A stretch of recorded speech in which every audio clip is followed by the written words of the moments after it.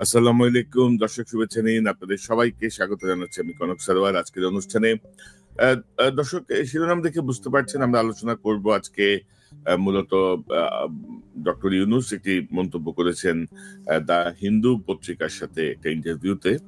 তিনি বলেছেন যে বিএনপি চায় সব দল সহ যেন নির্বাচন হয়, সেক্ষেত্রে আওয়ামী লীগ যদি নির্বাচনে আসে তাতে বিএনপির কোনো আপত্তি নেই, এমন একটি ইঙ্গিত তিনি দিয়েছেন তার সাক্ষাৎকারে।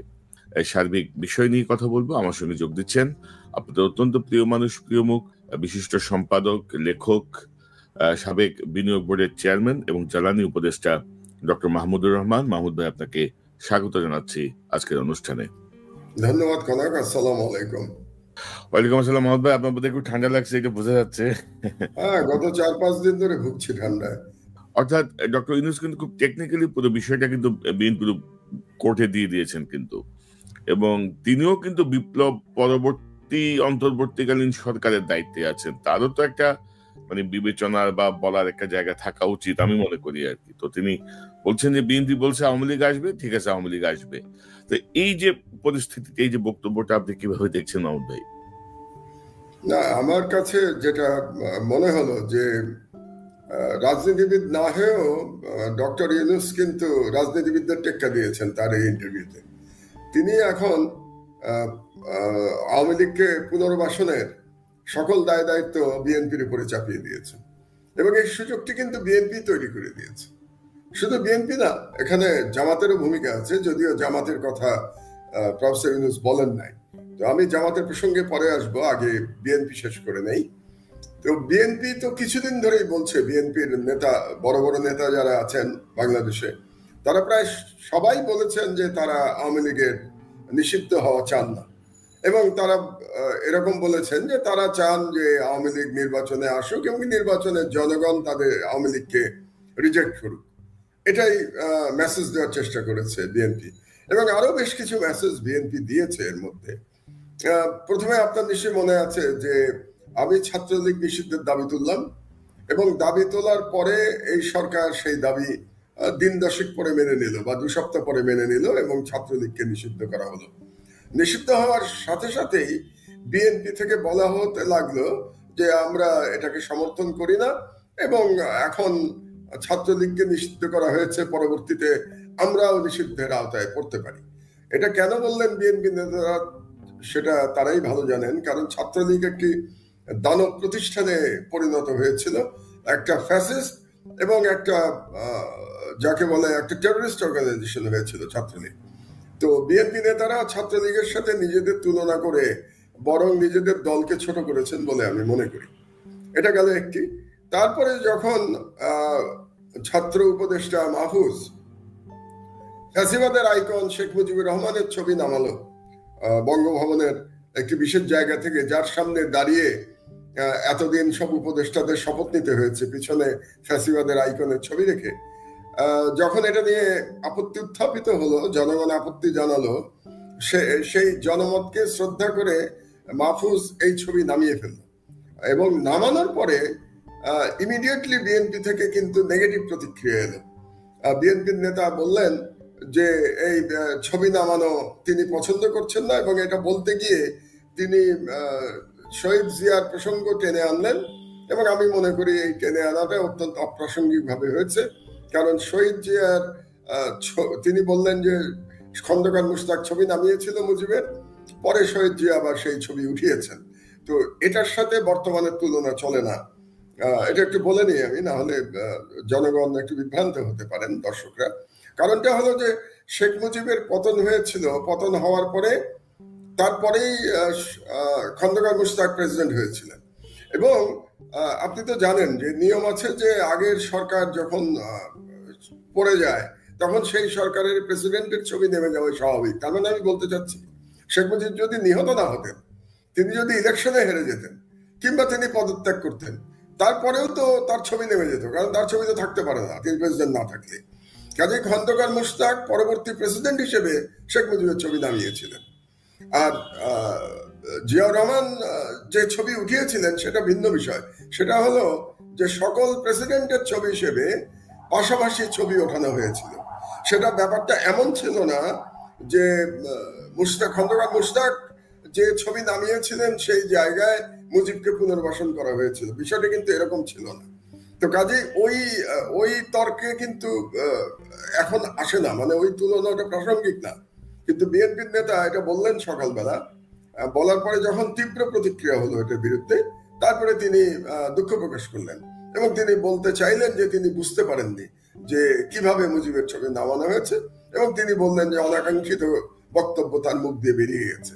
তো এই যে বিএনপির একের পর এক অবস্থান, যে মুজিবের ছবি নামিয়ে ফেললে তাদের দুঃখ লাগে, তারপরে ছাত্রলীগ নিষিদ্ধ হলে তারা আপত্তি জানান এবং তারা বলতে যান যে আওয়ামী লীগ ইলেকশনে থাকুক।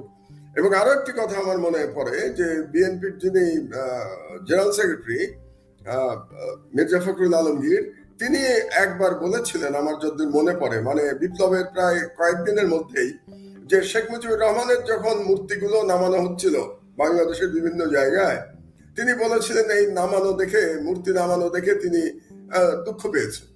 তো এই মেসেজগুলো আওয়ামী লীগকে পুনর্বাসনের সুযোগ করে দিয়েছে বলে আমি মনে করি। এটা গেল বিএনপির অবস্থান। এবার আসেন আপনি জামাতের দিকে।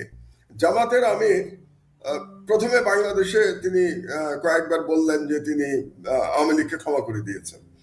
এটাও একটা আশ্চর্য ব্যাপার, কারণ আওয়ামী লীগ যে জুলুম করেছে জামাত ইসলামের উপরে, তাদের নেতাদের জুডিশিয়াল মার্ডারের মাধ্যমে ফাঁসি দিয়েছে, সেই দলটিকে তিনি ক্ষমা করে দিচ্ছেন। তিনি কি, আমি জানি না যে তিনি যাদেরকে ফাঁসি দেওয়া হয়েছে সেই সমস্ত পরিবার থেকে তিনি এই ক্ষমার বিষয়টি জেনেছিলেন কিনা, মানে তিনি একটা অনুমতি নিয়েছিলেন কিনা আমার জানা নাই। এটা তিনি বলেছিলেন বাংলাদেশে। এবার কিছুদিন, এখন বোধহয় উনি লন্ডনে আছেন, লন্ডনে দেখলাম উনি বলেছেন যে আমি সারাদিন বা ঘন ঘন ফ্যাসিবাদ বলতে চাই না, এবং তাদের প্রতি তিনি একটা সহানুভূতি দেখাচ্ছেন। তো এর মাধ্যমে কি হচ্ছে? এর মাধ্যমে একটা দানব দল, একটা টেররিস্ট দল আমি মনে করি, ছাত্রলীগ শুধু না, আওয়ামী লীগের জন্ম থেকে যদি দেখেন, দে আর এ টেররিস্ট পার্টি। এই ধরনের একটা টেররিস্ট দলের প্রতি মনে হচ্ছে যেন দয়া দাক্ষিণ্যের একটা কম্পিটিশন পড়ে গেছে জামাত আর বিএনপির মধ্যে। তো এই অবস্থার মধ্যে আজকে প্রফেসর ইউনূস আজকে না, উনি বোধহয় গতকাল দিয়েছেন ইন্টারভিউতে, আজকে ছাপা হয়েছে সম্ভবত দি হিন্দু পত্রিকায়, তিনি খুব মুনশিয়ানার সাথে এই পুনর্বাসনের পুরো দায়িত্ব তিনি বিএনপির ঘাড়ে চাপিয়েছেন। কিন্তু আমি চাপাতে চাই দুই দলেরই ঘাড়ে, বিএনপি এবং জামাত দুই দলেরই ঘাড়ে আমি চাপাতে চাই। তাদের এই সমস্ত বক্তব্য ফ্যাসিবাদের পুনর্বাসন এবং ফ্যাসিবাদের প্রত্যাবর্তনের সুযোগ করে দিচ্ছে। এবং আমি মনে করি যারা এই জুলাই বিপ্লবের, এই মহান বিপ্লবের যারা স্পিরিট ধারণ করে, তারা আওয়ামী লীগকে পুনর্বাসন করতে পারে না। কাজেই এই দলের এই সমস্ত নেতারা যদি এই ধরনের বক্তব্য দিতে থাকেন যেগুলো দিচ্ছেন তারা, তাহলে মনে হবে যে তারা এই জুলাই বিপ্লবের স্পিরিট ধারণ করছেন না। এবং আরো কষ্ট লাগবে আমার এই জন্যে যে আপনি তো জানেন যে বিএনপি নিজেই বলেছে দল থেকে যে তাদের 426 জন শহীদ হয়েছে এই জুলাই বিপ্লবে। তো যে দলের 426 জন শহীদ হয়েছে, কাদের মাধ্যমে শহীদ হয়েছে? এই ফ্যাসিস্ট শেখ হাসিনার দানব পুলিশের গুলিতে শহীদ হয়েছে। ছাত্রলীগ, যুবলীগের এবং আওয়ামী লীগের গুন্ডাদের গুলিতে নিহত হয়েছে। কারণ আপনি জানেন যে ওই সময় বিপ্লব দমনের জন্য পুলিশের পাশাপাশি ছাত্রলীগ এবং যুবলীগ এবং অন্যান্য আওয়ামী লীগের সশস্ত্র ক্যাডাররা মাঠে নেমেছিল। তো তাদের প্রতি এই অনুকম্পা যারা দেখাচ্ছেন, আমি এক্ষেত্রে বিএনপির কথা বলছি, যে তাহলে কি এই দলটি ওই যে 426 জন যে শহীদ, তাদের স্মৃতিকে অমর্যাদা করছে না? একইভাবে জামাতেরও তো শত শত কর্মী এই বিপ্লবে নিহত হয়েছে। কাজে জামাত তো এইসব বক্তব্যের মাধ্যমে তাদের শহীদদের আমি মনে করি অমর্যাদা করছে। এবং আরো একটু অবাক লাগে, এই 16 বছরে কত জুলুম এই দুই দলের নেতাকর্মীদের উপর দিয়ে গেছে। এই জুলুমের কোনো শেষ নাই। মানে এই ধরনের জুলুম এই কি বলবো, এই 21 শতকে আর কোন দেশে যদি, মানে কোন নিজের দেশের কোন শাসক এই ধরনের জুলুম চালান নাই যে জুলুম শেখ হাসিনা তার জনগণের উপরে চালিয়ে গেছেন। এবং পরে জি মাহমুদ, আমি একটা তথ্য একটু যোগ করি আপনার সাথে। আমি গতকাল ডক্টর ইউনূসের এই বক্তব্যের পরপর ইউটিউবে একটা জরিপ দিয়েছিলাম এবং জরিপটা ছিল যে ডক্টর ইউনূস বলছেন নির্বাচনে আওয়ামী লীগের অংশগ্রহণে আপত্তি নেই বিএনপির। আপনি কি নির্বাচনে আওয়ামী লীগের অংশগ্রহণ চান? 60,000 মানুষ ভোট দিয়েছেন গত 7 ঘন্টায়, এবং চাই বলেছেন 12%, চাই না বলেছেন 86%, এবং মতামত নেই হচ্ছে 2% মানুষের। এবং তার 2 সপ্তাহ আগে আমি একটা ভোট দিয়েছিলাম যেখানে ছিল যে এই মুহূর্তে ভোট হলে আপনি কাকে ভোট দেবেন। বিএনপি পেয়েছে 30%, জামাত 53%, ছাত্রদের নতুন দল 9%, মতামত নেই 8%, এবং এখানে ভোট দিয়েছিলেন প্রায় 96,000 মানুষ। তো এগুলো আসলে আক্ষরিক অর্থে হয়তো ওইভাবে জরিপ যে অর্থে বলা হয় বা জনমত যাচাই যেভাবে বলা হয় সেটি হয়তো না, কিন্তু ধরেন যে আওয়ামী লীগের নির্বাচনে অংশগ্রহণের বিপক্ষে কিন্তু 86% মানুষ। তো এই যে বিএনপি যে আওয়ামী পুনর্বাসনের যে পরিকল্পনা করছে বা এত সফট টোন দেখাচ্ছে, মানে বিএনপি জামাত, যেখানে হিটলারের নাৎসি বাহিনীর মতো এদেরকে ট্রিট করার কথা ছিল যেই অত্যাচার যে নিপীড়নের পরে, সেখানে এই যে সফটনেস, এটা কিভাবে আপনার মানে কি হতে পারে? এটা কি বুমেরাং হবে? এটা আমি মনে করছি যে এটা কেন করছেন তারা, এই প্রশ্নটা তো নিশ্চয়ই আপনার মধ্যেও এসছে, আমার মনে হচ্ছে আগে। তো আমার একটা ব্যাখ্যা হচ্ছে, আমার ভুল হতে পারে, আমার ব্যাখ্যা হচ্ছে যে তারা মনে করছেন যে আওয়ামী লীগের একটা বিরাট অংশ যারা সফট আওয়ামী লীগের ছিল তারা এবার হয়তো আওয়ামী লীগকে ভোট দেবে না। তো যেহেতু ভোট যদি তারা আওয়ামী লীগকে না দেয় তাহলে এই ভোট কোথায় যাবে? আমার কেন যেন মনে হচ্ছে যে জামাত আর বিএনপি ওই ভোটটি পাওয়ার জন্য কম্পিটিশনে নেমেছে, এবং সেখানে বিএনপি হয়তো এগিয়ে আছে, কারণ বিএনপি খুব শক্তভাবে বা খুব দ্ব্যর্থহীন ভাবে তারা বলছে যে তারা আওয়ামী লীগকে নির্বাচনে দেখতে চায়। এবং আপনি যে নাৎসি বাহিনীর কথা বললেন জার্মানির, শুধু নাৎসি বাহিনীর যে ব্যান্ড জার্মানিতে তা তো না, আপনি জানেন যে কোনো রকম নব্য নাৎসি বাহিনীও জার্মানিতে ব্যান্ড। মানে কেউ যদি নতুন একটা দল করে এবং তার ম্যানিফেস্টোর সাথে, তার পলিটিক্যাল বয়ানের সাথে যদি নাৎসি বাহিনীর পলিটিক্যাল বয়ানের কোন রকম মিল পাওয়া যায় তাহলে সেটাও কিন্তু জার্মানিতে ব্যান্ড। তার মানে বাংলাদেশে যদি ওভাবে আমি চিন্তা করি যে আওয়ামী লীগ তো বটেই, আওয়ামী লীগের ছানাপোনা পর্যন্ত ব্যান্ড হয়ে যাওয়ার কথা বাংলাদেশে যদি জার্মানির এক্সাম্পল আমরা নেই, তো সেই জার্মানির এক্সাম্পল বিএনপি জামাত কেন নিতে চাচ্ছেন না সেটা নিয়ে মানে নানা রকম ব্যাখ্যা থাকতে পারে। আমার ব্যাখ্যাটা আমি দিলাম যে তারা প্রো সফট আওয়ামী লীগের ভোটের জন্য তারা কম্পিটিশন করছে, কিন্তু এটা বুমেরাং হয়ে যেতে পারে। জনগণ কিন্তু তাদের থেকে মুখ ফিরিয়ে নিতে পারে। যেমন ধরেন আপনি যেটা জরিপ দেখালেন, একটা কনভেনশনাল উইজডম আছে, মানে লোকজনের কাছ থেকে আমি আলোচনা শুনি যে সোশ্যাল মিডিয়ায় নাকি জামাতের সাপোর্টাররা মোর অ্যাক্টিভ বিএনপির সাপোর্টারদের চেয়ে। তো এই জন্য আমি ধরে নিচ্ছি আপনার যে জরিপ ছিল যে জামাত বেশি ভোট পাবে এই মুহূর্তে ইলেকশন হলে, আমি এটাকে অন্যভাবে ধরতে চাই যে যেহেতু জামাতের লোকজন বেশি অ্যাক্টিভ সোশ্যাল মিডিয়াতে, কাজে তারাই জামাতের পক্ষে বেশি ভোট দিয়েছে। এই জন্যই অনলাইন জরিপে আপনি দেখবেন যে জামাতে গিয়ে আছে। সেটা বাস্তব সেরকম নাও হতে পারে বলে আমার ধারণা, কারণ সারা দেশে জামাতের বিশাল সমর্থন আছে এখনো। আমি এরকম কোনো কি বলবো সংকেত আমি এখনো পাচ্ছি না বাংলাদেশে গত 1.5 মাসে।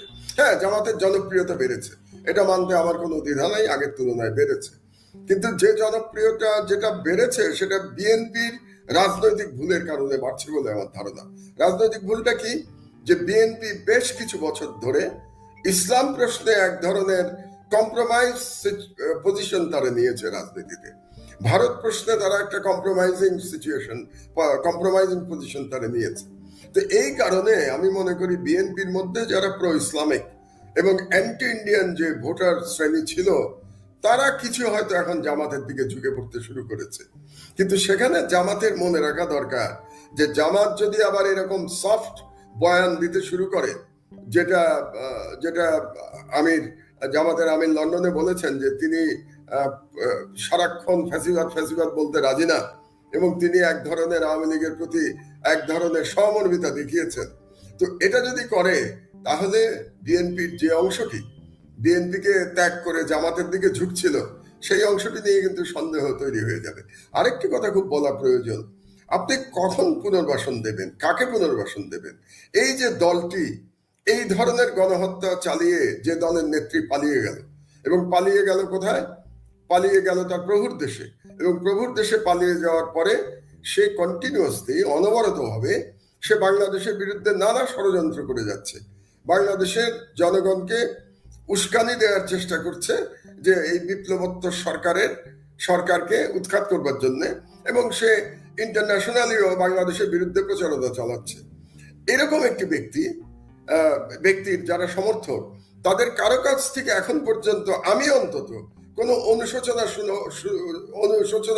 আমি শুনি নাই। আপনি শুনেছেন কিনা আমি জানি না। আমি কোন নেতার কাছ থেকে কোনো অনুশোচনা শুনি নাই, আওয়ামী লীগের কোন লেভেলের নেতার কাছ থেকে। এমনকি আপনার মনে আছে নিশ্চয়ই, কদিন আগে একসময় আওয়ামী লীগের মন্ত্রী ছিলেন সোহেল তাজ, তাজউদ্দিন সাহেবের ছেলে। তো সোহেল তাজও কিন্তু বলেছে যে আমি আওয়ামী লীগের কোন নেতা কর্মীর মুখ থেকে এখন পর্যন্ত অনুশোচনা শুনি নাই। তো যে দলের নেতা কর্মীদের মুখে এখন পর্যন্ত কোনো অনুশোচনা শোনা যায় নাই, যে দলের খুনি মন্ত্রীরা যারা এখন অ্যারেস্ট হয়েছেন, তারা যখন বক্তব্য দেওয়ার সুযোগ পাচ্ছেন, তাদের মধ্যে কোনো অনুশোচনা তো নাই, বরং তারা বাংলাদেশের জনগণকে এক ধরনের থ্রেট দিচ্ছেন। এই ধরনের একটি দল এবং এই ধরনের নেতাদের আওয়ামী লীগ বিএনপি তাদের প্রতি কি বলবো নরম আচরণ করছে এবং তাদেরকে পুনর্বাসনের চেষ্টা করছে। এটা আমি মনে করি যে এই দুটি দলেরই রাজনৈতিকভাবে আখেরে তারা ক্ষতিগ্রস্ত হবে, এবং আগামী নির্বাচন হলে বোঝা যাবে যে এটার ইম্প্যাক্ট কতটা নেগেটিভ হয় তাদের। বিএনপি এবং জামাতের যে সম্মিলিত বলবো না, মানে তাদের অবস্থান থেকে তারা যে বক্তব্য রাখছেন, এটা সাধারণ মানুষ ভালোভাবে নিচ্ছে না। কিন্তু ধরেন আমি বিএনপির একজনের সঙ্গে আলাপ করছিলাম, মোটামুটি ভালো বোঝেন আর কি দলের অনেক কিছু, বলছিলাম যে এগুলো কেন হচ্ছে। তিনি আমাকে বলছিলেন যে দেখেন বিরোধী দল কি হবে, মানে বিএনপি কনফার্ম যে বিএনপি ক্ষমতায় যাচ্ছে, তো বিএনপি যদি ক্ষমতায় যায় তাহলে বিরোধী দল কি হবে। ধরেন জামাতে ইসলামী বা ইসলামিক দলগুলো নিয়ে যদি অপোজিশন হয়, তাহলে সেটা ইন্টারন্যাশনালি আমাদেরকে একটু চাপের মধ্যে থাকতে হবে অলওয়েজ। তো ছাত্রদের যে দল, তারা নতুন একটা দলের কথা আমরা শুনছি, ওরা আসলে পোলিং এজেন্টই তো দিতে পারবে না প্রত্যেকটা ভোট কেন্দ্রে, মানে যে অবস্থা ভোটের যে পদ্ধতি আমাদের, তো সেখানে আমাদের তো একটা গ্রহণযোগ্য বিরোধী দল লাগবে। আর আওয়ামী লীগ যদি অপোজিশনে থাকে, তাহলে বিএনপির মধ্যেও আসলে লোকজন একটু চাপে থাকবে, যে যেহেতু তারও একটা অভিজ্ঞ রাজনৈতিক দল, বিএনপি লোকজন ভুল কম করবে, এরকম একটা ভাবনা তারা ভাবছেন। আপনি কিভাবে দেখেন এই ভাবনাটা? না, এই ভাবনায় তারা তাদের দিক থেকে হয়তো ভাবছেন, কিন্তু আমি মনে করি এটা না বুমেরাং হয়ে যায়। এই ভাবনা থেকে তারা যেভাবে একের পর এক ব্লান্ডার করছেন, মুজিবের ছবি নিয়ে ব্লান্ডার করলেন, ছাত্রলীগ নিষিদ্ধ নিয়ে ব্লান্ডার করলেন, এখন আবার প্রফেসর ইউনূস পুনর্বাসনের সকল দায় দায়িত্ব বিএনপির উপরে চাপিয়ে দিলেন ইন্টারভিউর মাধ্যমে। তো এখন তো বিএনপির এটা বলার উপায় নেই, না আমরা এটা বলি নাই। মানে এখন বিএনপি কি করবে বলেন? বিএনপি যদি নীরব থাকে তাহলে ধরে নিতে হবে যে হ্যাঁ এটাই সত্য। তাদের চাপের কারণে প্রফেসর ইউনূস আওয়ামী লীগকে নির্বাচনে আসতে দিতে বাধ্য হচ্ছে, এটা ধরে নিতে হবে যদি নীরব থাকে। আর যদি তারা কালকে ক্ল্যারিফাই করে যে না আমরা এরকম কোনো কথা বলি নাই, তাহলে সেটা ইউনূস সাহেবকে চ্যালেঞ্জ করা হয়ে যায়। এখন তারা কি করবে এটা আমরা আগামীকালের মধ্যেই হয়তো বুঝতে পারবো যে বিএনপির নেক্সট বক্তব্য কি আসে। এখন আপনার সেই বিরোধী দলের প্রসঙ্গে আমি আসি। এখন বুমেরাং কি হতে পারে জানেন?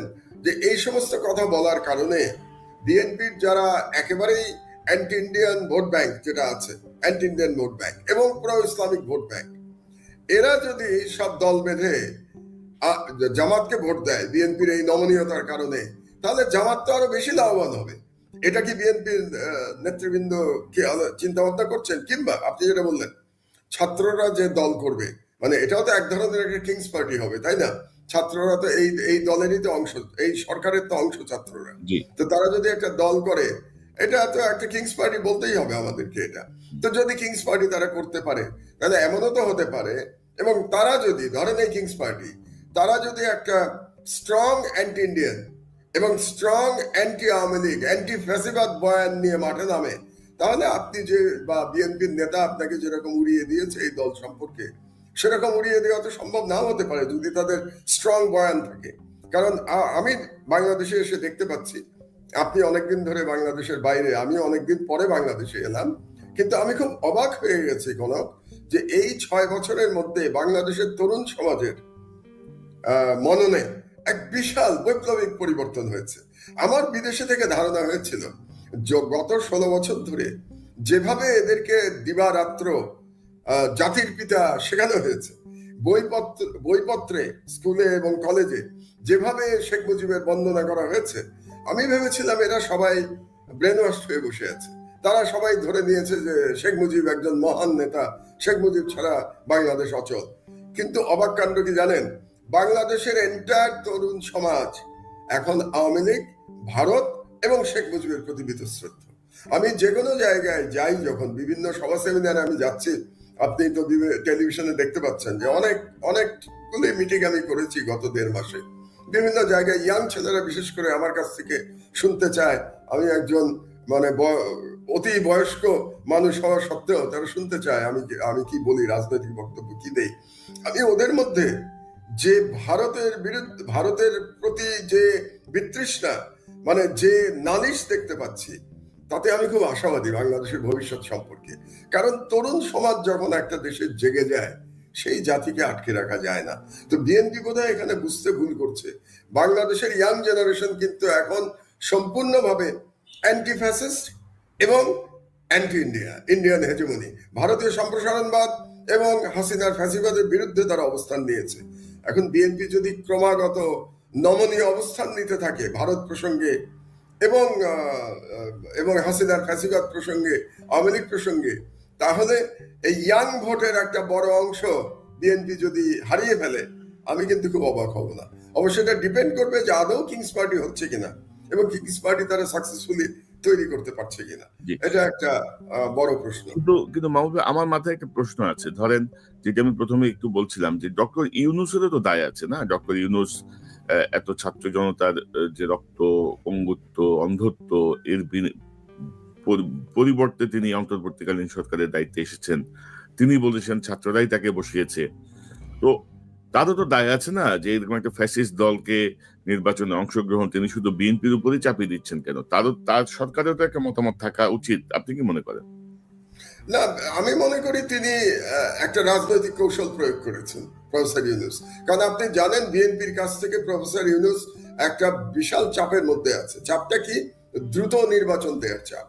তো দ্রুত নির্বাচন দেওয়ার চাপের মধ্যে থাকার কারণে প্রফেসর ইউনূস খুব চালাকির সাথে বলটা কিন্তু বিএনপির কাঁধে, বিএনপির কোর্টে ঠেলে দিয়েছেন। কারণ তিনি এখন নির্বাচন তো হবে বুঝলাম, কিন্তু যে প্রশ্ন এখন জনগণের মধ্যে চলে আসবে যে নির্বাচনে আওয়ামী লীগ আসবে, এই খুনি বাহিনী, এই ফ্যাসিস্ট বাহিনী, তাহলে এই যে নির্বাচনের যে চাপটা ইউনূস সাহেবের উপরে ছিল, তিনি দি হিন্দুতে এই ইন্টারভিউর মাধ্যমে বিএনপিকে বেশ বেকায়দায় ফেলে দিয়েছেন বলেই আমার ধারণা।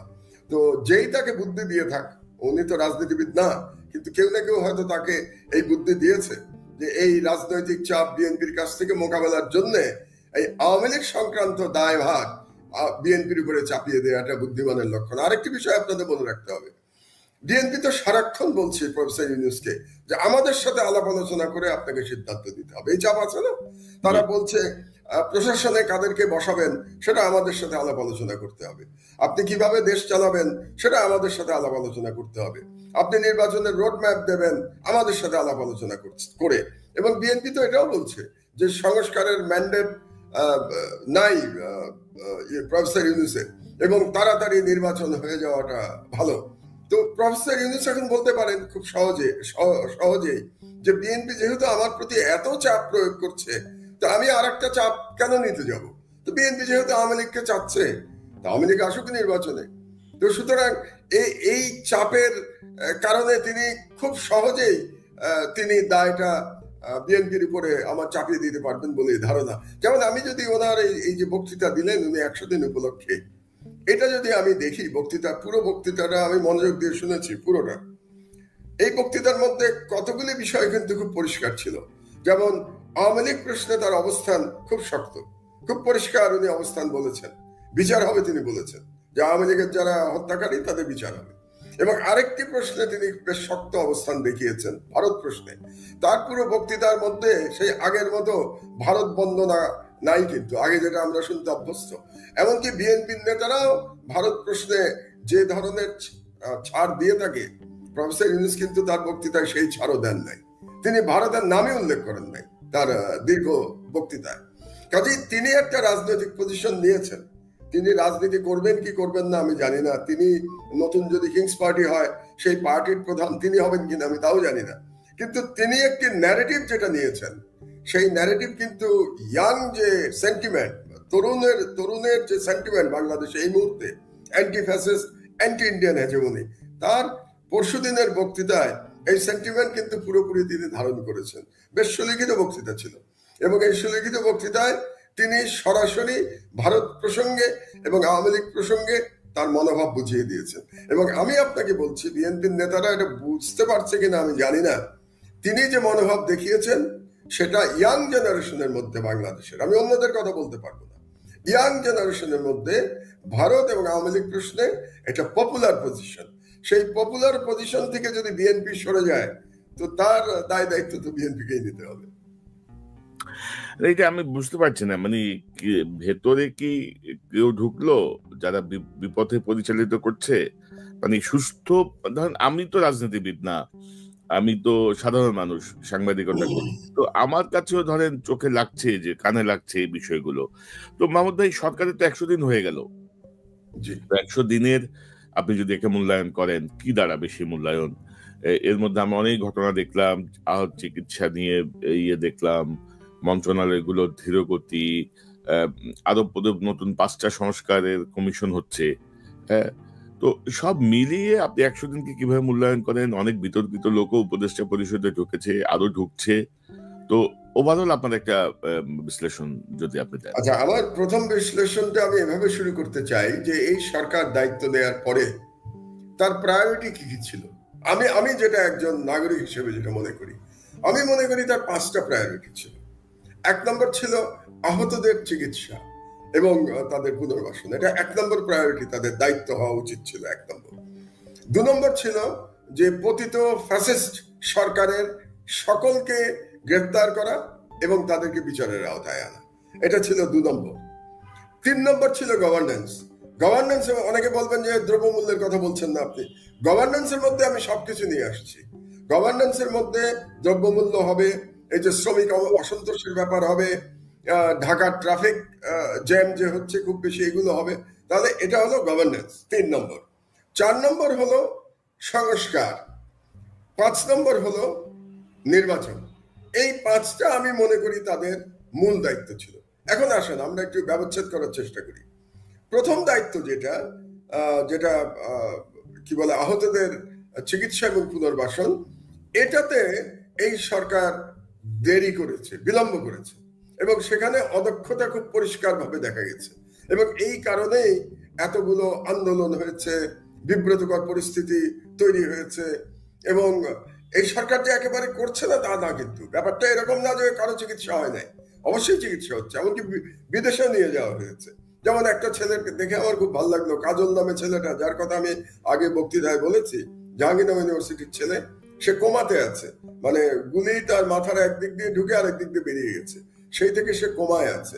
এবং ছেলেটির স্ত্রী আমার সাথে দেখা করতে এসেছিল আমার বাসায়, তো এসে তো অনেক কষ্টের কথা বললো, দুঃখের কথা বললো। যাই হোক, আমি দেখে আনন্দিত হলাম যে তাকে বিলম্বে হলেও থাইল্যান্ডে পাঠানো হয়েছে এয়ার অ্যাম্বুলেন্সে করে তার উন্নত চিকিৎসার জন্য। তো এই কাজগুলো বিলম্ব হয়ে গেছে আমার ধারণা, এবং বিলম্ব হওয়ার মেইন কারণটা হচ্ছে আমার মনে হয় কোঅর্ডিনেশনের অভাব ছিল, অদক্ষতার ব্যাপার ছিল। এ ব্যাপারে পিনাকি বেশ অনেকগুলো ভিডিও করেছে যে কিভাবে আরো বেটার এটা করা যেত। আমার মনে হয় এখানে সরকারের একটা ভুল হয়েছে। এবং আপনার মনে আছে নিশ্চয়ই, জেল থেকে বেরিয়ে আমি যে 7 দফা দিয়েছিলাম তার 1 নম্বর দফা ছিল আহতদের পুনর্বাসন, আহতদের চিকিৎসা এবং পুনর্বাসন। সেখানে আমি তাদেরকে একটা রোড ম্যাপও দেখিয়েছিলাম যে কিভাবে এটা করা যায়, একটা সরকারি কমিটি কাকে কাকে দিয়ে নেওয়া যায়। তো এগুলো মানে ইউনিট সরকার অর্ধেক মানলেন না, ব্যাপারটা এরকম। তারা কিন্তু একটা কমিটি করেছে, কিন্তু কমিটিটা কেমন যেন আমার কাছে মনে হয়েছে একটু খাপছাড়া কমিটিটা করেছে। আমি যেটা সাজেস্ট করেছিলাম এটা করে নাই।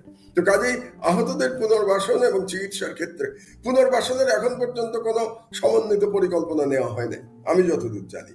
তাহলে 100 দিনের মধ্যে এই কাজটা তো সম্পন্ন করা উচিত ছিল। তো কাজেই এই যে আহতদের চিকিৎসা এবং পুনর্বাসনে আমি এই সরকারকে আহতদের চিকিৎসার ব্যাপারে 10-এর মধ্যে আমি হয়তো এদেরকে 6 দিতে পারি, আমি যদি নম্বরের দিকে দেখি 10-এর মধ্যে 6 দিতে পারি। আর পুনর্বাসনের ব্যাপারে আমি 10-এর মধ্যে এদেরকে খুব বেশি হলে 2 দিতে পারি, খুব কষ্ট করে হলেও 10-এর মধ্যে 2, এর বেশি এই সরকারকে দেওয়া সম্ভব না। তো কাজেই মোদ্দা কথা, আহতদের চিকিৎসা পুনর্বাসনে যেটা হওয়া উচিত ছিল সেটাতে এই সরকার ব্যর্থ হয়েছে। 1 নম্বর। 2 নম্বর, আমি যেটা বললাম যে অপরাধীদের, ফ্যাসিস্টদের ধরা এবং তাদের বিচারের ব্যবস্থা করা, এক্ষেত্রে একটু সমস্যা হলো কি, প্রথম 2 দিন তো কোনো সরকার ছিল না, 3 দিন কোনো সরকার ছিল না, 5 তারিখ থেকে 8 তারিখ পর্যন্ত। সেই সময় যারা প্রধান অপরাধী, পুলিশের অপরাধী একজনও ধরা পড়ে নাই, সব পালিয়ে গেছে আইজি ছাড়া। এবং আওয়ামী লীগের যে বড় বড় অপরাধী তাদের অধিকাংশই পালিয়ে গেছে। আমরা যাদেরকে মানে পালের গোদা বলি, সেই পালের গোদার মধ্যে কয়জন ধরা পড়েছে? আমি তো মাত্র 3 জনকে দেখতে পাই। যদি পালের গোদা চিন্তা করি আমি, তাহলে আনিসুল হককে দেখতে পাই আইনমন্ত্রী, আর দেখতে পাই সালমান রহমানকে দেখতে পাই, আর দেখতে পাই দীপুমণি। এই 3 জন পালের গোদাকে আমি দেখছি যে তারা অ্যারেস্ট হয়েছে, এবং আজকে সম্ভবত অ্যারেস্ট হয়েছে, না গতকাল অ্যারেস্ট হয়েছে কামরুল। কামরুল সম্পর্কে হয়তো আপনি এরপরে আলোচনা করবেন বলে আমি ধারণা করছি। তো এই পালের গোদার মধ্যে মাত্র 4 জন, আর পুলিশের একজনও অ্যারেস্ট হয় নাই, আর্মিরও লোক পালিয়ে গেছে। তো এই যে পালিয়ে গেল, সেই পালিয়ে যাওয়ার জন্য আমি আবার প্রফেসর ইউনূসকে পুরোপুরি দায়ী করতে পারছি না, কারণ প্রফেসর ইউনূস সরকার দায়িত্ব নিয়েছেন 8 তারিখে, আর 5 তারিখে বিপ্লব হয়েছে। 3 দিন প্রকৃতপক্ষে বাংলাদেশে কোনো সরকার ছিল না, এবং এই 3 দিনের মধ্যে এই লোকগুলোর মধ্যে অনেকেই ক্যান্টনমেন্টে আশ্রয় নিয়েছিল, এবং সেটা আমি বলি নাই, আইএসপিআর দিয়ে বলা হয়েছে, মানে ক্যান্টনমেন্ট নিজেই স্বীকার করেছে যে আমাদের এখানে 600 কতজন বোধ হয় তাদের ওখানে আশ্রয় নিয়েছিল। আজ পর্যন্ত সেটার তালিকা কিন্তু ক্যান্টনমেন্ট আমাদেরকে দেয় নাই, এবং ওই যে 600-র উপরে যারা আশ্রয় নিয়েছিল তাদেরকে পরে কি করা হয়েছে এটাও ক্যান্টনমেন্ট আমাদেরকে জানায় নাই। তো এখানে ইউনূস সাহেব জানতে পারলেন না কেন 3 মাসের মধ্যে? কি আর্মি দিল না, ওনার সাথে সহযোগিতা করলো না সেনা প্রধান? এটা আমার কাছে একটু রহস্যজনক। কাজেই আপনি জানেন যে গতকাল থেকে তাদের বিচার শুরু হয়েছে আইসিটি আদালতে, যে আইসিটি আদালত তাদেরই তৈরি করা ছিল, সেখানে তাদের বিচার। এটাই ইতিহাসের পরিণাম আর কি, বুঝলেন না? দিস ইজ যা করেছে সেটার পরিণাম ভুগছে তারা। তো সুতরাং সেখানে বিচার শুরু হয়েছে। কাজে এক্ষেত্রেও এই যে অপরাধীদের পালিয়ে যাওয়া এবং তাদেরকে অ্যারেস্ট করতে না পারা, এটার জন্য ইউনূস সাহেবকে দায়ী করব নাকি ক্যান্টনমেন্টে যারা আশ্রয় দিয়েছিল তাদেরকে দায়ী করব, এটা সম্পর্কে ফাইনাল কমেন্ট করা মুশকিল যতক্ষণ না আমি ভেতরের খবর জানতে পারছি পুরোপুরি। তা আপনাকে বলে রাখি যে আমরা যেহেতু পত্রিকা বের করবো 22শে ডিসেম্বর ইনশাআল্লাহ, আবার পুনঃপ্রকাশিত হতে যাচ্ছে আমার দেশ, আমরা খোঁজ খবর নেওয়ার চেষ্টা করছি যে আসলে কি ঘটনা ঘটেছিল, 5 থেকে 8 তারিখের মধ্যে কারা আশ্রয় নিয়েছিল এবং কারা পালিয়ে গেছে এবং কিভাবে পালালো, এগুলো আমরা একটু জানবার চেষ্টা করছি। আপনার কোনো সোর্স থাকলে আমাকে সাহায্য করবেন যাতে আমরা পত্রিকাতে দিতে পারি এটা। তাহলে এটা গেল 2 নম্বর। 3 নম্বর যেটা দায়িত্ব ছিল গভর্নেন্সে অনেক ভুল হয়েছে। এটা আমি এর আগেও বলেছি যে সংস্কারের দিকে বেশি মনোযোগ দিতে গিয়ে আমার মনে হয় গভর্নেন্স অবহেলিত হয়েছে। একটা এক্সাম্পল আপনাকে দিই। এখন আপনি জানেন দ্রব্যমূল্য অনেক ঊর্ধ্বগতি বাংলাদেশে, এবং এই কারণে আমি আজকেও রাস্তায় দেখলাম যে টিসিবির একটা ট্রাকে করে কিছু নিত্য প্রয়োজনীয় দ্রব্য বিক্রি করা হচ্ছে, এবং ট্রাকটার পিছনে বিশাল লাইন, মানে কতজন, আমার মনে হয় প্রায় 50 জন দাঁড়িয়ে আছে। তো আমার কথাটা হলো যে টিসিবির ট্রাকই যদি দিলেন তো সংখ্যাটা বাড়িয়ে দিচ্ছেন না কেন? তার মানে আপনারা তো এটা করছেন, এবং এই বিষয়টা নিয়ে আমি এর আগেও কথা বলেছি, এমনকি 2-1 উপদেষ্টাকেও আমি বলেছিলাম যে আপনারা কেন ইমিডিয়েটলি টিসিবির ট্রাকে করে 5-6টা আইটেম বিক্রি করা শুরু করছেন না, যেমন ধরেন চাল, ডাল, তেল, আলু, পেঁয়াজ, এই ধরনের একেবারে যেগুলো আমাদের বেসিক নিড, এগুলো যদি আমরা তারা বিক্রি করতে শুরু করতো আরো আগের থেকে, ধরেন আজ থেকে 2 মাস আগের থেকে, তাহলে হয়তো দ্রব্যমূল্য এতটা ঊর্ধ্বে যেত না। তো সেই ক্ষেত্রে গভর্নেন্সের ক্ষেত্রে এই সরকার খুব সফল হয়েছে এটা বলা যাবে না। এবং এখনো দেখেন এই যে আপনার বিভিন্ন আন্দোলনের নামে এখানে তো অনুপ্রবেশ ঘটছে, তাই না? আমরা তো জানি যে এই অনুপ্রবেশ ঘটছে, বিভিন্ন কার্ড খেলার চেষ্টা করা হয়েছে, সেই আনসার লীগ থেকে শুরু করে মাইনরিটি কার্ড, তারপরে আহত কার্ড, তারপরে এখন আবার এই যে ছাত্রদের আন্দোলন। আপনি চিন্তা করুন, কালকে তিতুমির ইউনিভার্সিটির ছেলে মেয়েরা, মেয়েও কিছু ছিল, তারা যে ন্যাক্কারজনক ঘটনা ঘটিয়েছে এটা তো মেনে নেওয়ার কোনো সুযোগ নাই। কত শিশু আহত হয়েছে, ট্রেনের শিশু, এবং তারা রেল লাইন, রাস্তাঘাট সব আটকে দিয়ে তারা রীতিমতো ত্রাসের রাজত্ব কায়েম করেছিল।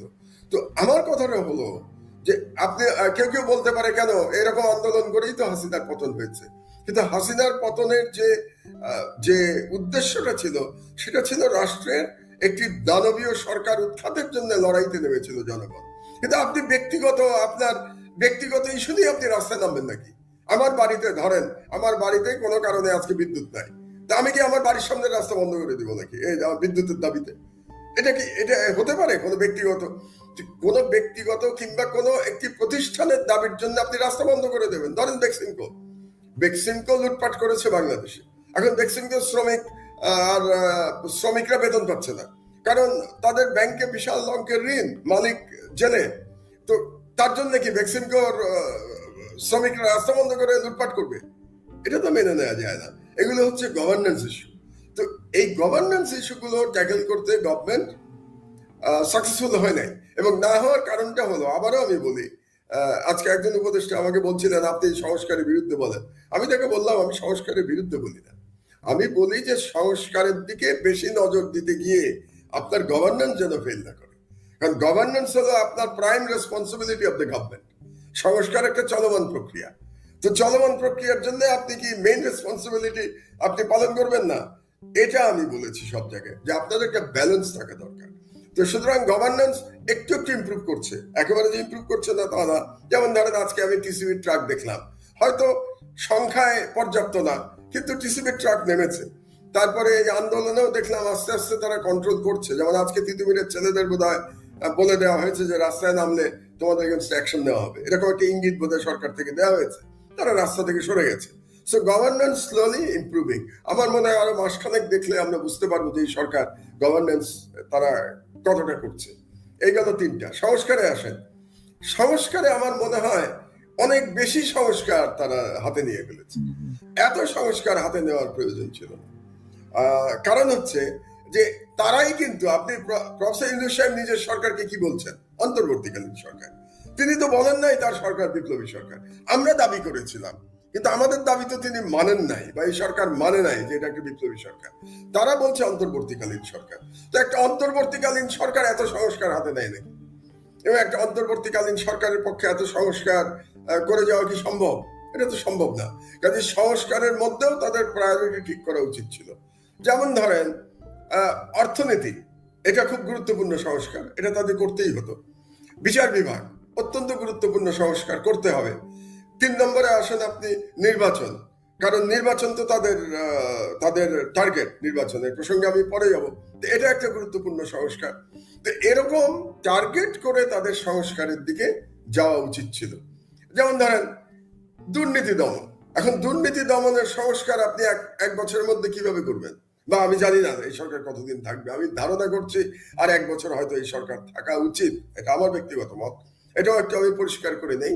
আমি ব্যক্তিগতভাবে মনে করি এই সরকারের আগামী বছর নভেম্বরের মধ্যে ইলেকশন দিয়ে চলে যাওয়া উচিত। এটা আমার ব্যক্তিগত মত। তারা কি করবেন না করবেন, আমার ধারণা বিএনপি হয়তো আরো আগে নির্বাচন চায়। তো বিএনপি যদি আরো আগে নির্বাচন চায়, সেটা তারা কিভাবে সামাল দেবেন এটা সরকারের ব্যাপার। বাট আমি আবারও বলি যে একজন ফর্মার গভর্নমেন্টের একজন লোক, এবং যতটুকু আমার জানাশোনা, সেটাতে আমার মনে হয় যে আর 1 বছর এটা একটা যুক্তিসঙ্গত সময় এই সরকারের জন্য। 1 বছরের মধ্যে তাদের নির্বাচন দিয়ে দেওয়া উচিত। তো তাহলে নির্বাচনের সংস্কারটা জরুরি, যেটা আজকে বোধহয় বিএনপির মহাসচিব বলার চেষ্টা করেছেন যে তারা আশা করেছিলেন প্রফেসর ইউনূসের মিটিং এ একটা রোড ম্যাপ। এটাও আমি একমত না এই জন্য যে রোড ম্যাপটা কি রাজনৈতিক দলের সাথে আলোচনা না করে রোড ম্যাপ দেবে? তো দিলে পরে রাজনৈতিক দলই তো তখন বলবে আমাদের সাথে আলোচনা না করে আপনি রোড ম্যাপ দিলেন কেন? তো আপনার তো এই জিনিসটা পরিষ্কার করতে হবে। কাজে রোড ম্যাপ দিতে হলে রাজনৈতিক দলের সাথে আলাপ আলোচনা ক্রমে রোড ম্যাপ দিতে হবে। এবং সেখানেও একটা প্রফেসর ইউনূসের 2টো ইন্টারভিউ নিয়ে একটা ধোঁয়াশা সৃষ্টি হয়েছে। যে একটা ইন্টারভিউ নিয়ে তিনি আজারবাইজানে বলেছেন যে এই সরকার 4 বছরের কম সময় থাকবে, এরকম একটা বোধহয় বাক্য তিনি ব্যবহার করেছেন। তো 4 বছর কোথা থেকে আসলো? সেটার আবার একটা ব্যাখ্যা দিয়েছে তার প্রেস সেক্রেটারি। সে ব্যাখ্যায় বলেছে যে প্রফেসর ইউনূস মনে করেন যে সরকারের মেয়াদ 4 বছরের বেশি হওয়া উচিত না, এই জন্য তিনি 4 বছর বলেছেন। তো সেটা তো ভিন্ন কথা যে ইলেকটেড গভর্নমেন্টের মেয়াদ 4 বছরের বেশি হওয়া উচিত না, কিন্তু ওনার সরকারের সাথে তো ইলেকটেড সরকারের তুলনা হয় না। তো কাজেই উনি এই 4 বছরের কথাটা বলেছেন, কিন্তু গত পরশু যে ওনার 100 দিনের ভাষণ, সেখানে কিন্তু উনি বলেছেন যে নির্বাচনের রেলগাড়িতে উঠে গেছে, নির্বাচনের ট্রেনে ধরনের একটা কথা বলেছেন। তো কাজেই আমি মনে করি যে 4 বছরের কথাটা একটা সন্দেহের সৃষ্টি করেছে, এটা পরিষ্কার করা উচিত সরকারের। এবং আবারও আমি রিপিট করছি আমার পূর্বের কথা যে আগামী নভেম্বরের মধ্যে নির্বাচন হয়ে যাওয়া উচিত বাংলাদেশে, এবং 1 বছরের মধ্যে নির্বাচন করা সম্ভব বলে আমি মনে করি। তো এর মধ্যে সবচেয়ে গুরুত্বপূর্ণ তাহলে কি হবে? নির্বাচন কমিশন গঠন, নির্বাচন কমিশন গঠন এবং তারপরে নির্বাচন সংশ্লিষ্ট সংস্কারগুলো করা, এটা হচ্ছে খুব গুরুত্বপূর্ণ এখন এই সরকারের জন্য। আর একটা আমি বলে রাখতে চাই, সংবিধান, সেটার জন্য একটা সংস্কারের তিনি একটা কমিটি করেছেন। এখন আমার কথাটা হলো, প্রফেসর ইউনূস সাহেব তো নিজের সরকারকে বিপ্লবী সরকার বলেন নাই, তাই না? তিনি কি বলছেন? অন্তর্বর্তীকালীন সরকার। তো যদি তিনি নিজেকে বিপ্লবী না বলেন আমি অন্তর্বর্তীকালীন, তো আপনার তো ম্যান্ডেট নাই, কি বলে সংবিধান সংস্কারে তো ম্যান্ডেট নাই আপনার। এটা অনেকে আবার ভুল বোঝে। আমি দেখলাম এই কথাটা এক জায়গায় বললাম, কিছু লোক কমেন্ট করেছে, হ্যাঁ আপনি উল্টো কথা বলছেন, এর আগে তো বলেছেন এটা বিপ্লবী সরকার। আমি বোঝানোর চেষ্টা করছি, আমি বলেছি বিপ্লবী সরকার, কিন্তু সরকার তো নিজেকে বিপ্লবী বলে নাই। তো সরকার যদি নিজেকে বিপ্লবী না বলে থাকে, আমি বলেছি যে এই সরকারের কি করা উচিত ছিল, বিপ্লবী সরকার ঘোষণা করে সংবিধান স্থগিত করা উচিত ছিল, সাসপেন্ড করা উচিত ছিল। সাসপেন্ড করে তারা প্রোক্লেমেশনের মাধ্যমে রাষ্ট্র চালালে এটা সঠিক হতো, এটা আমি বলেছি। এখনো আমি একই কথা বলি, এই সরকারের উচিত এই সংবিধান স্থগিত করে প্রোক্লেমেশনের মাধ্যমে সরকার পরিচালনা করা। কিন্তু সংবিধান পরিবর্তনের ম্যান্ডেট তো এই সরকারের নাই। সংবিধান পরিবর্তন করতে গেলে তো আপনাকে পার্লামেন্টে যেতে হবে, তো আপনি ইলেক্টেড রিপ্রেজেন্টেটিভ লাগবে। এটাই হচ্ছে, এটা বোঝার, মানে আমি জনগণের উদ্দেশ্যে বা দর্শকের উদ্দেশ্যে বলছি, আপনারা বিষয়টা বোঝার চেষ্টা করেন। তাহলে এই সরকার কি করবে? তাহলে এই যে সংস্কার কমিটি হলো, সংবিধান সংস্কার, তারা কি করবে? তারা একটা প্রস্তাব দিতে পারে, একটা প্রস্তাব রেখে যেতে পারে সবার সাথে আলাপ আলোচনা করে, for the next parliament to decide. এরা তো ডিসাইড করতে পারবে না, তাদের তো সেই রাইট নাই, এবং সেটা ডিসাইড করতে গেলে তাদেরকে সংবিধান সাসপেন্ড করতে হবে। তো সেটা করার তো বোধহয় সময় পেরিয়ে গেছে।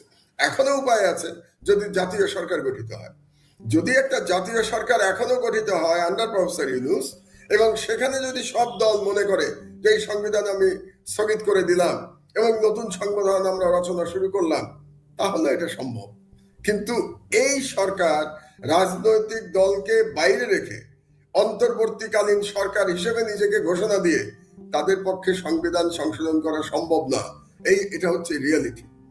তো কাজেই এই 5টা যে টার্গেট আমি ব্যাখ্যা দিলাম, যে এই 5টা টার্গেটের মধ্যে গভর্নেন্স একটু ইমপ্রুভ করছে ইদানিং, কিন্তু 3 মাস ধরে গভর্নেন্সের দুর্বলতা ছিল, আরো মাসখানেক দেখা দরকার এই সরকারের, তারপরে গভর্নেন্স সম্পর্কে পরিষ্কার কথা বলা যাবে।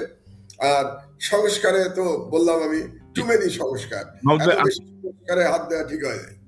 ধরেন আপনি যেটা বলছিলেন যে সংস্কারের দিকেই, বা অনেকে যেটা মনে করে যে সংস্কার করে সরকার ওই আওয়ামী লীগের চেতনা শব্দটাকে রিপ্লেস হচ্ছে সংস্কার, এজন্য আমার এখানে মন্তব্য বলেন নাই, ভালোই বলেছেন, ভালোই বলেছেন, চেতনা করছে আর এরা সংস্কার করতেছে।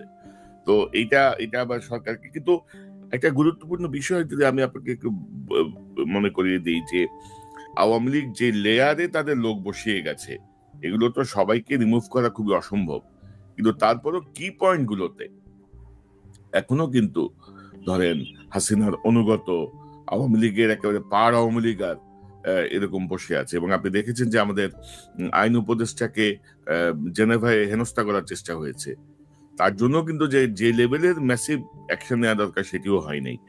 তো এই জায়গাটা আপনি কিভাবে অ্যাডজাস্ট করবেন? মানে না, এটা তো ইউনূস সরকারের সবচেয়ে বড় দুর্বলতা এখানেই তো আমি মনে করি, যে ব্যুরোক্রেসি ঠিক করতে না পারা। আর ব্যুরোক্রেসি কেমন করে ঠিক করবেন ইউনূস সাহেব? ওনার সিলেকশনই তো গলদ হয়েছে। উনি মজুমদার সাহেবকে কিভাবে এই দায়িত্ব দিলেন? তিনি নিলেন কি করে মজুমদারকে, আলিমাম মজুমদারকে? যে আলিমাম মজুমদার 11 কুশীলবদের একজন, যে আলিমাম মজুমদার তার প্রথম আলোর তার লেখালেখিতে সর্বদা আওয়ামী লীগের গুণগান করেছে, সর্বদা শেখ হাসিনা এবং শেখ মুজিবের গুণগান করেছে। যে আলী ইমাম মজুমদার এই শেখ হাসিনাকে 2008 সালে ক্ষমতায় আনার জন্য ব্যুরোক্রেসিতে কলকাঠি নাড়িয়েছে, তাকে প্রফেসর ইউনূস কেন সিলেক্ট করলেন? এটা তো আরেকটা $1 বিলিয়ন প্রশ্ন। এবং এখন তিনি সরিয়ে দিয়েছেন, তাকে বোধহয় খাদ্য মন্ত্রণালয় দিয়েছেন আলী ইমাম মজুমদারকে, কিন্তু ড্যামেজ যা হওয়ার তো হয়ে গেছে 3 মাসে। এবং কিছু কিছু মন্ত্রণালয় আছে যেখানে আমার মনে হয় যে আওয়ামী লীগের প্রেতাত্মা এখনো বসে আছে, এবং তার মধ্যে একটা আমার কাছে মনে হচ্ছে যে প্রো আওয়ামী লীগ গ্রুপের একটা বড় জায়গা হয়েছে অর্থ মন্ত্রণালয়। অর্থ মন্ত্রণালয়ে তো আমি দেখতে পাচ্ছি আওয়ামী লীগের লোকজনই তো। আপনি যেমন আপনি বলবেন যে অর্থমন্ত্রী তো বিএনপি আমলে তিনি কি ছিলেন, তিনি গভর্নর ছিলেন বাংলাদেশ ব্যাংকে, কিন্তু বিগত 15-16 বছরের তার কর্মকাণ্ড যদি আমরা দেখি তাহলে তিনি এক প্রকার সুশীলের নীরবতা পালন করেছেন এবং এক ধরনের ব্যালেন্স করে চলেছেন। তার বক্তব্যের মধ্যে ব্যালেন্সই আমি বেশি দেখতে পেয়েছি। তারপরে আরেকজন যিনি খুব গুরুত্বপূর্ণ ব্যক্তি, কি নাম, দেবপ্রিয় ভট্টাচার্য। দেবপ্রিয় ভট্টাচার্য তো পুরোপুরি ভারতের স্বার্থ সংরক্ষণ করেছেন সারা জীবন ধরে করেছেন। হ্যাঁ, শেখ হাসিনার সাথে তার ব্যক্তিগত বিরোধ থাকতে পারে, কেন সেই বিরোধ এটা আমি জানি না, তিনি ভালো জানেন, কিন্তু তিনি তো এই পরিবর্তিত পরিস্থিতিতে অর্থ মন্ত্রণালয়ের এত গুরুত্বপূর্ণ সংস্কারের প্রধান ব্যক্তি কিভাবে দেবপ্রিয় হতে পারে আমাকে বলেন আপনি। তারপরে 3 নম্বরে আসেন আপনি বাংলাদেশ ব্যাংকের গভর্নর হোসেন মনসুর সাহেব, বোধহয় নাম ওনার। তো তিনি কি করেছেন? তিনি এনজিওর লোক, এবং এনজিওর লোক তিনি যাদেরকে নিয়ে এনজিও চালিয়েছেন, IMF এবং ওয়ার্ল্ড ব্যাংকের পয়সা নিয়েছেন, প্রজেক্ট চালিয়েছেন, তাদের মধ্যে ডক্টর জাহিদ সত্তার আছেন। ডক্টর জাহিদ সত্তার টোটালি আওয়ামী লীগ সমর্থক একজন ব্যক্তি। তার মানে এই বাংলাদেশ ব্যাংকের গভর্নর যে এনজিওতে ছিলেন, এটা সবসময় pro Awami League, pro India একটা টিল ছিল তাদের মধ্যে। এবং এরা 3 জনই আপনি যদি দেখেন, সালাউদ্দিন সাহেব, তারপরে আপনি কি বলে দেবপ্রিয়, তারপরে বাংলাদেশ ব্যাংকের গভর্নর, এরা সবাই কিন্তু সোকল সুশীল সমাজের প্রতিনিধি, এলিট। তো বাংলাদেশে এলিট সুশীল সমাজ কারা? বাংলাদেশের সুশীল সমাজ হচ্ছে pro Indian, pro Awami League, anti Islamic. এই 3টা হচ্ছে বাংলাদেশের এলিটিস্ট শ্রেণীর ডেফিনেশন। তাহলে এই ডেফিনেশনের মধ্যে যে 3 জন পড়েন, এই 3 জনকে নিয়ে অর্থ মন্ত্রণালয় গঠিত হয়েছে। তো এরকম এক্সাম্পল তো আরো অনেক দেয়া যাবে। সুতরাং আপনি যে কথাটা বললেন খুব সঠিক কথা, যে ব্যুরোক্রেসিতে এখন পর্যন্ত এই বিপ্লবের যে পরিবর্তন আমাদের দেখা দরকার ছিল, ব্যুরোক্রেসি আমরা দেখতে পাচ্ছি না, কারণ লোক নিয়োগে ভুল হয়েছে। এখন এই লোক নিয়োগগুলো কারা করছে সেটাও তো আমরা জানি না। আর মুশকিল কি জানেন, আমাদের নানা বিপদ। আমরা যেহেতু মানে গত প্রায় কত বছর, 5 বছর ধরে আপনার এখানে কথাবার্তা বলেছি আমরা শেখ হাসিনার বিরুদ্ধে, এবং শেখ হাসিনার বিরুদ্ধে আমরা লড়াই করেছি আমাদের সাধ্য মতো। এটা তো আর নতুন করে বলার কিছু নাই। কাজে আমরা যখন উপদেষ্টা নিয়োগের সমালোচনা করি, তখন দেখা হয় যে আমরা বোধহয় উপদেষ্টাদের প্রতি জেলাস। আমরা বোধহয়, আমি বোধহয় উপদেষ্টা না হওয়ার দুঃখে এই তাদের সমালোচনা করছি। কাজে বাংলাদেশ তো একটা কঠিন দেশ, এখানে অনেক সমালোচনা করলেও খুব বিপদের মধ্যে পড়তে হয়। না, তবে আপনি যেটি বলছিলেন যে উপদেষ্টাদের ধরেন এখন যারা আছে 95% কিন্তু আপনার ব্যালেন্স করে চলেছে। যারা যে কয়েকজন যোগ দিয়েছেন 95% ব্যালেন্স করে, এবং কেউ একেবারে ধরেন তাদের কোলের লোক, তাদের একেবারে এবং তাদের সুবিধাভোগী। আমি তাদেরকে বলি তারা বেনিফিশিয়ারি ছিল, এদের মধ্যে বেনিফিশিয়ারি ছিল ওই বিগত সরকারে। আপনি গুনতে পারবেন যে কয়জন সত্যিকারের লড়াকু ছিল। আমার মনে হয় কতজন উপদেষ্টা, 24-25 জন বোধ উপদেষ্টা, নাকি আরো বেশি, 25-26 জন হবে না, 23 জন, 24। তার মধ্যে 5-6 জন ছাড়া আপনি পাবেন না। আমরা হিসাব করে ফেলতে পারি। আপনি দেখেন না, প্রফেসর ইউনূস তিনি ভিকটিম গত সরকারের দ্বারা, আমরা যদি ওপর থেকে শুরু করি। তারপরে Adilur Rahman Khan is a victim, জেলে ছিল। Asif Nazrul is a victim, সে মাঠেও ছিল এবং তার প্রতি বিভিন্ন সময় তার ঘর পুড়িয়ে দেওয়া হয়েছিল, তাকে অবাঞ্ছিত ঘোষণা করা হয়েছিল ঢাকা ইউনিভার্সিটিতে। He is a victim. এই 3 জন হচ্ছে সিনিয়রদের মধ্যে, আর 3 ছাত্র উপদেষ্টা। এই 6 জনের বাইরে 7 নম্বর নামটা খুঁজতে হলে তো আমাকে কষ্ট করতে হচ্ছে। আমি তো 7 নম্বর নাম খুঁজে পাচ্ছি না। আপনি পাচ্ছেন নাকি 7 নম্বর নাম? না, 7 নম্বর একটা বলা যায়, কিছুটা হয়তো বলা যায় ফরিদা আক্তারকে বলা যায়, যেহেতু তিনি ফরাদ ভাইয়ের মিসেস, এবং ফরাদ ভাই গত সরকারের আমলে ভিকটিম ছিলেন, তো কাজেই তাকে কিছুটা বলা যায়। এই তো আপনার এর বাইরে বাকি সবাই তো গত সরকারের এনজিও করছে, তাদের কোনোই অসুবিধা হয় নাই, কোথাও কোনো বাধাগ্রস্ত হয় নাই, কোথাও কোনো বিঘ্ন সৃষ্টি হয় নাই। তারা তো এখন ধরেন আরেকটা বিষয় মধ্যে আমরা গুরুত্বপূর্ণ বিষয়, সেটি হচ্ছে হাসিনা যেই টেলিফোন আলাপগুলো ছাড়ছে, আপনি যদি দেখেন যে সেখানে উস্কানির পাশাপাশি তার কিন্তু প্রচ্ছন্ন থ্রেটও আছে, যে তালিকা করো কারা কারা করতেছে, অমুক ওসির ব্যাপারে তথ্য নাও, তার বাড়িঘর কোথায়, আগের বার তো অনেকের ছাড়ছি, এবার কাউরে ছাড়বো না, এদের আত্মীয় স্বজন সব ঠিক করো। এই জায়গাগুলো আমার মনে হয় যেন সাইকোলজিক্যালি ধরেন আমাদের উপদেষ্টা বলেন, ব্যুরোক্রেসি বলেন, পুলিশ বলেন, আর্মি বলেন, এই যে চট করে ঢুকে যাব, ডিসেম্বরের মধ্যে চলে আসব, এই জায়গাগুলো হয়তো অনেকে একটু ধরেন ফ্রিলি এই চেতনাটাকে নিয়ে, বিপ্লবের স্পিরিটটাকে নিয়ে কাজ করতে ভয় পাচ্ছে। যদি হাসিনা আবার চলে আসে তাহলে কি হবে আমাদের, এরকম একটা এনভায়রনমেন্ট তৈরি হলো কেন? এরকম একটা তৈরি হলো তিনটা কারণে। এক নম্বর কারণ হচ্ছে যে বর্তমান সরকারি উপদেষ্টাদের মধ্যে আপনার সুবিধাবাদী লোকজনের অনুপ্রবেশ ঘটেছে, এটা গেল একটা কারণ। একটা 2 নম্বর কারণ হচ্ছে যে রাজনৈতিক দলগুলো আওয়ামী লীগের পুনর্বাসনে ব্যস্ত হয়ে গেছে। আপনি খেয়াল করেন যে শেখ হাসিনার বক্তব্য যদি আপনি শোনেন, তার বক্তব্যে এখন কিন্তু সে গালাগালি করছে কাকে? প্রফেসর ইউনূসকে। তার গালাগালিতে এখন কিন্তু বেগম খালেদা জিয়া নাই, কিংবা জামাত শিবিরও নাই তার গালাগালিতে। প্রথম দিকে ছিল, এখন কিন্তু জামাত শিবিরও নাই। প্রথম দিকে বলছিল জামাত শিবির মৌলবাদী হয়ে গেছে বাংলাদেশে বলছিল, এখন কিন্তু তার যত আক্রমণ সব প্রফেসর ইউনূসের প্রতি। এটা সুতরাং 2 নম্বর হলো যে এই রাজনৈতিক দলগুলির অতি উৎসাহী হয়ে আওয়ামী লীগের পক্ষে কথাবার্তা বলাতে তারা এই সুযোগটা লাভ করতে পেরেছে। আর 3 নম্বর হলো এই সরকারের গভর্নেন্সের ফেলিয়ার। এই 3টা কারণেই আপনার এরা এই কাজটা করতে পারছে। আর ভারতের উস্কানি তো আছে, ভারত তো চাই এই সরকারকে ব্যর্থ দেখতে, তাই না? ভারত তো চাই একটা প্রো ইন্ডিয়ান গভর্নমেন্ট নিয়ে আসতে। এখন সেই প্রো ইন্ডিয়ান গভর্নমেন্ট আসার জন্য ভারত কি আগামী নির্বাচন পর্যন্ত অপেক্ষা করবে, নাকি নির্বাচনের আগেই প্রেসিডেন্ট ট্রাম্প ক্ষমতা নেওয়ার সাথে সাথে তারা আবার একটা প্রতিবিপ্লব করবার চেষ্টা করবে? সেটা আমরা এখনো জানি না। তবে প্রতিবিপ্লবের যে আশঙ্কা একেবারে উড়িয়ে দেওয়াটা বোধহয় আমাদের উচিত হচ্ছে না। আমি রাজনৈতিক দলগুলোকে বিশেষভাবে বলবো যে আপনাদের এটা মাথায় রাখা উচিত। কিন্তু আমার মনে হয় প্রতিবিপ্লবের আশঙ্কাটা থেকে আপনারা ভুলে যাচ্ছেন যে আবার যদি একটা 1-11-2 এর মতো একটা সিচুয়েশন ক্রিয়েট হয়, যে ওই সময় army backed pro Indian government, Moeen ফখরুদ্দিনের সরকার ছিল, এখন আবার আর্মি ব্যাকড আর একটা প্রো ইন্ডিয়ান গভর্নমেন্ট যদি আসে, সেটা বাংলাদেশের জন্য ভয়াবহ ব্যাপার হবে।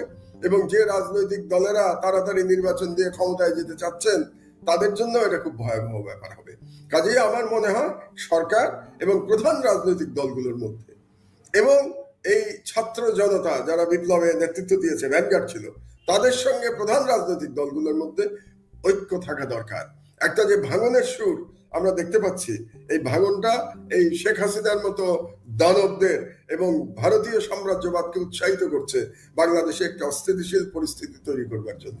কাজে অন্তত এই কথাটা আপনার এখানে আমি একাধিকবার বলেছি যে অ্যান্টি ফ্যাসিস্ট এবং অ্যান্টি ইন্ডিয়ান হেজেমনি একটা ঐক্য হওয়া দরকার, এবং এই ঐক্যটা আগামী নির্বাচন পর্যন্ত টিকিয়ে রাখা দরকার।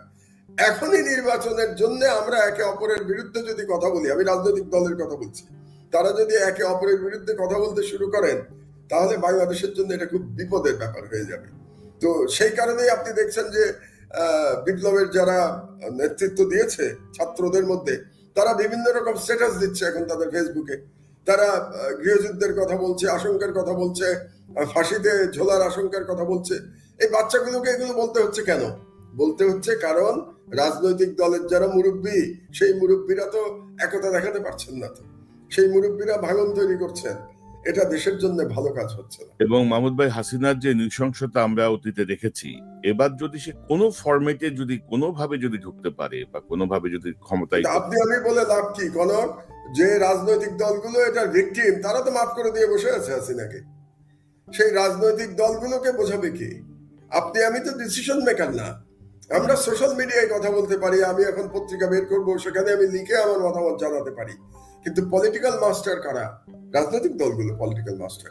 তো সেই রাজনৈতিক দলগুলো যদি হাসিনার মতো একজন ভয়াবহ দানব, মানে এই শতকের সব থেকে ঘৃণ্য ফ্যাসিস্ট শাসক, তাকে ক্ষমা করে দিতে চায়। এবং সেই দলকে, যে দল নাজি পার্টির মতো নৃশংস বাংলাদেশে, সেই পার্টিকে তারা ইলেকশনে চায়। তারা বলতে চায় যে জনগণ তাদেরকে রিজেক্ট করুক। আপনাদেরকে নির্বাচন করতে দিয়েছিল নাকি গত 16 বছর?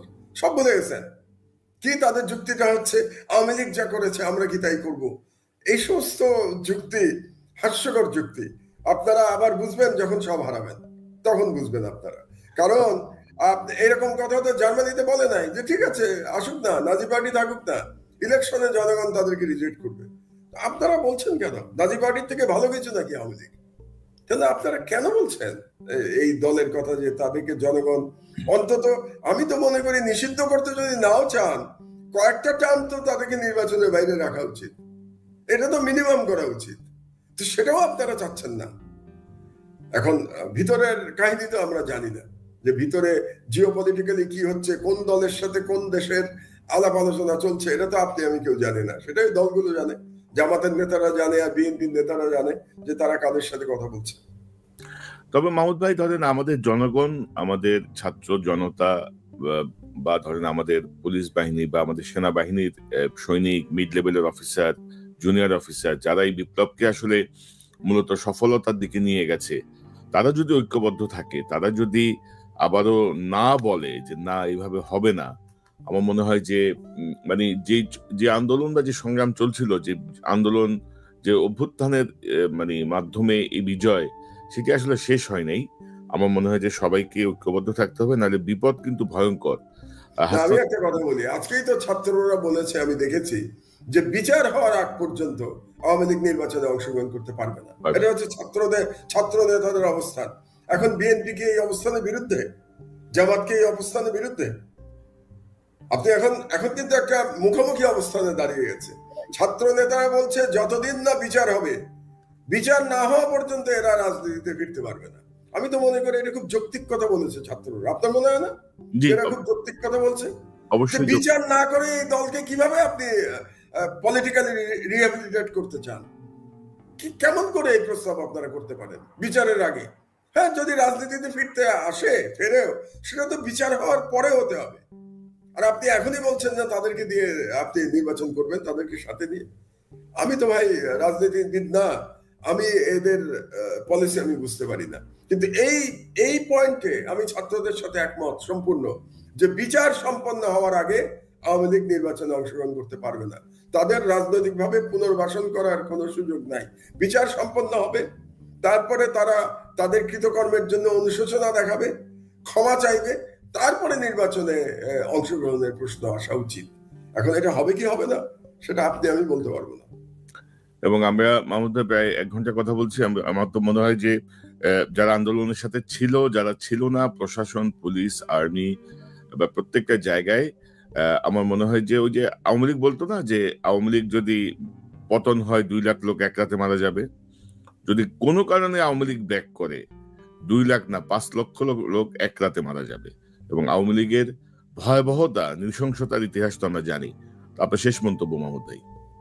আমার শেষ মন্তব্য একটাই, আগামী নির্বাচন পর্যন্ত বাংলাদেশের প্রত্যেকটি ফ্যাসিবাদ বিরোধী দল, ছাত্র নেতারা যারা এই আন্দোলনে ভ্যানগার্ড ছিল, এবং সেনাবাহিনী, তাদের একটা ঐক্য থাকা দরকার আগামী নির্বাচন পর্যন্ত। নির্বাচনে আপনারা যত ইচ্ছা প্রতিদ্বন্দ্বিতা করেন, এবং এই ঐক্যটা রাখতে হবে বাংলাদেশের জনগণের স্বার্থে, বাংলাদেশের রাষ্ট্রের স্বার্থে ঐক্য রাখতে হবে। কাজেই আপনাদের মধ্যে যতই মতবিরোধ থাক না কেন, আপনারা এই বেসিক পয়েন্টে আপনারা ইউনিফাইড থাকেন। এবং এই ক্ষেত্রে আমি প্রফেসর ইউনূসকে কিন্তু দায়িত্ব বেশি দিতে চাই, কারণ তিনি সরকারে আছেন। এই যে ইউনিটির জায়গাটা, এই ইউনিটির জায়গাটা ক্ষেত্র তৈরি করার জন্য তাকেই উদ্যোগ নিতে হবে। তার এটা বলা যথেষ্ট না যে বিএনপি চেয়েছে তাই আমি আওয়ামী লীগকে ইলেকশন করতে দিচ্ছি, এটা যথেষ্ট না। কারণ কেন যথেষ্ট না আমি বলি, কারণ ছাত্ররা অলরেডি আজকে বলে দিয়েছে। কি বলেছে? যে আমরা বিচারের আগে এদেরকে ইলেকশন করতে দেব না। ইউনূস সাহেব এর আগে বলেছিলেন, তার নিয়োগকর্তা ছাত্ররা বলেছেন না, তিনি প্রথমেই বলেছেন যে আমার নিয়োগকর্তা ছাত্ররা। তাহলে আপনি যে বললেন যে বিএনপি চেয়েছে এই জন্য আওয়ামী লীগকে আমি ইলেকশনে আসতে দিচ্ছি বা ইলেকশন করবে, তো আপনার আর এক স্টেক হোল্ডার, আপনার নিয়োগকর্তা ছাত্ররা তো বলছে অন্য কথা। তো এই দুটো আপনি মেলাবেন কি করে? তো সুতরাং এই সমস্ত ইস্যুতে আমি মনে করি professor Yunus should take the initiative এবং সবাইকে ডেকে একটা ঐক্যবদ্ধ নীতি, একটা ঐক্যমতে পৌঁছানো দরকার। সেই ঐক্যমতের বেসিসটা হওয়া উচিত যে ভারতীয় হেজেমনির বিরুদ্ধে আমরা ঐক্যবদ্ধ থাকব, আমরা একটা খুবই চমৎকার নির্বাচন করব যেখানে সবাই ভোট দিতে পারবে, এবং আওয়ামী লীগের বিচার সম্পন্ন হওয়ার পরে তাদের পলিটিক্যাল রিহ্যাবিলিটেশন শুরু হবে। এই ব্যাপারে আমার মনে হয় বেসিক আন্ডারস্ট্যান্ডিং থাকা দরকার। আমি অন্তত আহ্বান জানাবো এবং আবারও প্রফেসর ইউনূসের প্রতি আহ্বান রাখছি যে তিনি যেন এই ব্যাপারে সবাইকে কাছে আনা, একমত হওয়ার জন্য তিনি ইনিশিয়েটিভ নেন। আর আমার মনে হয় মাহমুদ ভাই যে পাশাপাশি যে উপদেষ্টা পরিষদে বিপ্লবের চেতনাকে ধারণ করেন বা উপলব্ধিটা যাদের আছে তাদেরকে নেওয়া উচিত, এটা রিশাফল করা উচিত, মানে যেটি বারবার দরকার না হলে। এটা খুব বিতর্কিত মন্তব্য আপনার, এটা আপনার আমার এই মন্তব্য না করাই বোধ হয় শ্রেয়, কারণ ওই যে একটু আগে বললাম এটা বললে পরে এটার মিনিং অন্যরকম। কাজেই ভাই আপনি যাকে ইচ্ছে তাকে উপদেষ্টা বানান, ইউনূস সাহেব, আমাদের কিছু যায় আসে না, আমাদের কাজটা হলেই হলো। ওই যে একটা কথা আছে না যে বিড়াল সাদা না কালো এটা গুরুত্বপূর্ণ না, মূল কথা হলো বিড়াল ইঁদুর মারতে পারে কিনা। আপনি যাকে ইচ্ছে উপদেষ্টা বানান, কিন্তু কাজগুলো যেন রাষ্ট্রের চলে। উপদেষ্টা বেড়ালরা তো ইঁদুর মারতে পারতেছে না, আমরা তো দেখতেছি, 100 দিন তো দেখলাম। এই জন্যই বারবার এই কথাটা বলতে হয় যে রিশাফল করেন, গোছান, যারা চেতনাকে ধারণ করে তাদেরকে বসান, আওয়ামী লীগের সঙ্গে সংশ্লিষ্টদের বাদ দেন, 111-এর সঙ্গে সংশ্লিষ্টদের বাদ দেন, না হলে আপনার লক্ষ্য আপনি অর্জিত হবে না, এটা পদে পদে বাধা সৃষ্টি করবে। তো যাই হোক মাহমুদ, আপনাকে অসংখ্য ধন্যবাদ আপনার মূল্যবান অংশগ্রহণের জন্য। শারীরিক অসুস্থতা নিয়েও আপনি যোগ দিয়েছেন, আপনাকে অসংখ্য ধন্যবাদ। নিশ্চয় আমার নিকট ভবিষ্যতে আবারও আলোচনায় বসবো।